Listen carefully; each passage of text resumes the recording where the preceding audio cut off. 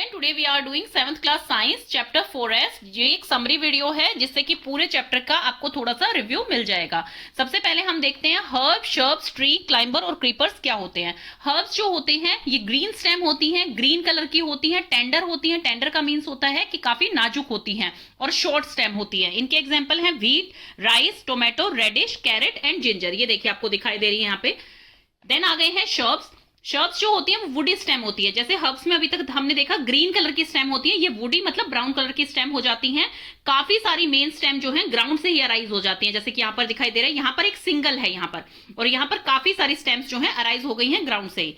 Thick होती हैं लेकिन हार्ड नहीं होती हैं। मेडिसिनल यूज होते हैं इसके, टॉल होता है। एग्जाम्पल है इसके रोज, तुलसी, लेमन, जैस्मीन एंड हीना। ये इस तरह की दिखाई देती हैं शर्ब्स।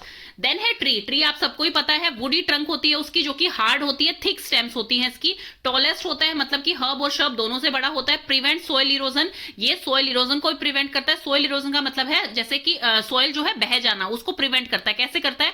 ट्रीज जो होते हैं वो नेचुरल एब्जॉर्बर होते हैं। जब रेन वगैरह आती है तो ट्री की रूट्स क्या करती हैं, उसे एब्जॉर्ब कर लेती है और सोइल को क्या है, बांध के रखती है वहां पर। तो इसलिए ये प्रिवेंट करता है सोइल इरोजन को। कार्बन डाइऑक्साइड एंड ऑक्सीजन का बैलेंस भी बना के रखते हैं, और जिससे जो कि हमारे रेस्पिरेशन के लिए बहुत जरूरी होता है। और ये वुड भी देते हैं जिससे कि फर्नीचर वगैरह बनते हैं। इसके एग्जांपल है नीम, मैंगो, एप्पल। तो ये था difference herb, shrubs and trees में। देन आ गए हैं क्लाइंबर्स। क्लाइंबर आपको नेम से ही पता लग रहा है, क्लाइंब करना मतलब चढ़ना। जैसे कि मनी प्लांट आप सबने देखा होगा, कोई भी एक्सटर्नल सपोर्ट जब हम उसे देते हैं, मतलब एक स्टिक लगा दी जाती है उसके गमले में, तो उससे क्या होता है, वो उसी के ऊपर जो है ग्रो करता रहता है। तो इसे क्लाइंबर कहते हैं, क्लाइंब करके ग्रो करता है ये विद एक्सटर्नल सपोर्ट। क्रीपर्स क्या होते हैं, क्रीप करते रहते हैं, मतलब रेंगते रहते हैं। तो क्रीपर्स जो होते हैं वो हॉरिजॉन्टली ग्रो करते हैं, वर्टिकली नहीं कर पाते हैं चाहे हम उन्हें एक्सटर्नल सपोर्ट दे दें। वो किस वजह से होता है स्टूडेंट? बिकॉज इनके जो फ्रूट है वो इतने हैवी होते हैं। जैसे पंपकिन इसका एग्जाम्पल है, वाटरमेलन इसका एग्जाम्पल है। तो ये क्या करते हैं, ये हॉरिजॉन्टली ही ग्रो करते हैं ग्राउंड के ऊपर। Watermelon and pumpkin very fragile, ये बहुत जल्दी टूट सकते हैं। तो ये मैंने कुछ प्लांट्स के बारे में आपको बताया।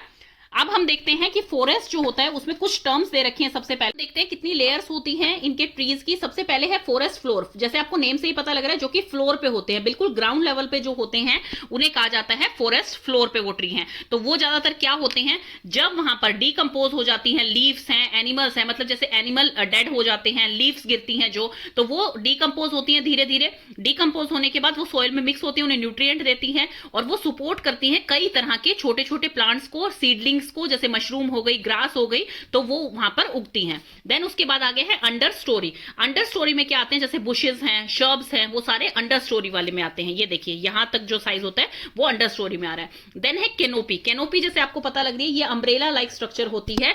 तो ये क्या करती है, ये प्रोटेक्टिव अम्ब्रेला होती है over the rest of trees. बाकी सारे ट्रीज जो इनसे छोटे होते हैं उनको क्या करती है, प्रोटेक्ट करती है।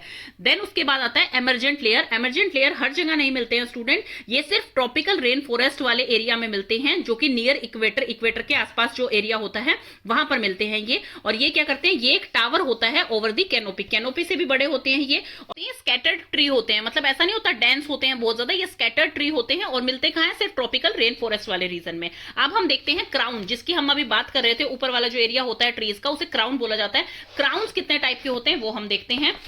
तो यहां पर सबसे पहले है राउंड। जो ट्रीज इस तरह की राउंड शेप में होते हैं उन्हें राउंड बोला जाता है, उनके क्राउन को। जो इस तरह से ओवल शेप में होते हैं उन्हें ओवल बोला जाता है। ये वास शेप में है, मतलब एक गुलदस्ता जैसे होता है उस शेप में है, तो इस तरह के ट्रीज को बोला जाता है वास क्राउन है। इस तरह के ट्रीज के क्राउन को कॉल्यूमनर बोला जाता है। कॉल्यूमनर कौन से होते हैं, टेंड टू अपराइट। आप देख रहे हैं कि ये नीचे की तरफ झुके हुए नहीं है, अपराइट पोजिशन में है, नैरो है और काफी टॉल होते हैं ये। तो इस तरह के क्राउन को बोला जाता है कॉल्यूमनर।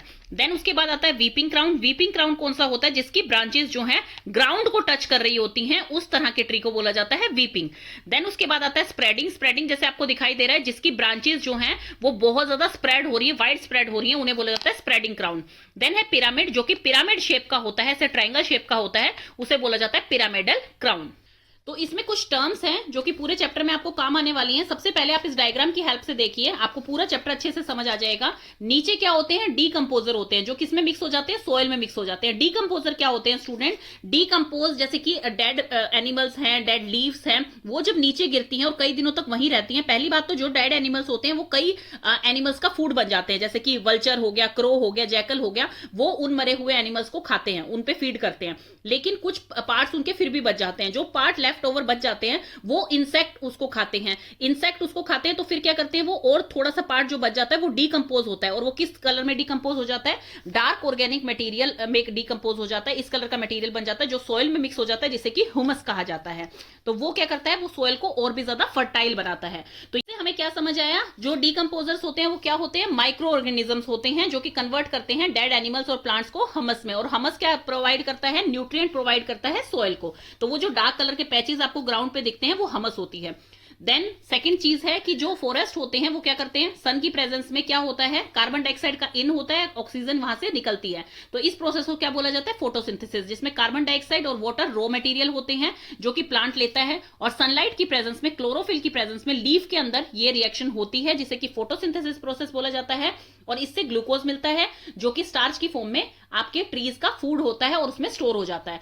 सेकंड, ऑक्सीजन जो कि वो एनवायरमेंट में छोड़ देते हैं, जो कि हमारे सबके रेस्पिरेशन के लिए बहुत ज्यादा असेंशियल है। तो इस तरह से फॉरेस्ट किस चीज में हेल्प कर रहे हैं, ऑक्सीजन एंड कार्बन डाइऑक्साइड के बैलेंस में हेल्प कर रहे हैं। तो ये called the lungs of the earth. इन्हें लंग्स किस लिए कहा जाता है, because they maintain the balance of oxygen and carbon dioxide. हमारे लंग्स का काम क्या होता है स्टूडेंट, हम रेस्पिरेशन के दौरान ऑक्सीजन को इन करते हैं ताकि हमारे ब्लड में जाकर वो हमारे ऑक्सीजनेटेड ब्लड को पूरी बॉडी में ट्रांसफर कर पाए, कार्बन डाइऑक्साइड को वो रिमूव कर देते हैं हमारी बॉडी से। तो इसी तरह से हमारे अर्थ के ऊपर सभी लिविंग ऑर्गेनिज्म को ऑक्सीजन की जरूरत होती है फॉर रेस्पिरेशन। तो ये क्या करते हैं, उसको मेंटेन करके रखते हैं। कैसे, क्योंकि प्लांट्स के अंदर जो फोटोसिंथेसिस प्रोसेस होता है जिसके द्वारा वो अपना खाना बनाते हैं, उसमें क्या होता है, कार्बन डाइऑक्साइड एटमॉस्फेयर से यूज की जाती है प्लांट के द्वारा, एंड ऑक्सीजन वो रिलीज करते हैं, जिससे कि इनका बैलेंस बना रहता है। चीजें थी कुछ जो इंपॉर्टेंट थी इस चैप्टर के लिए।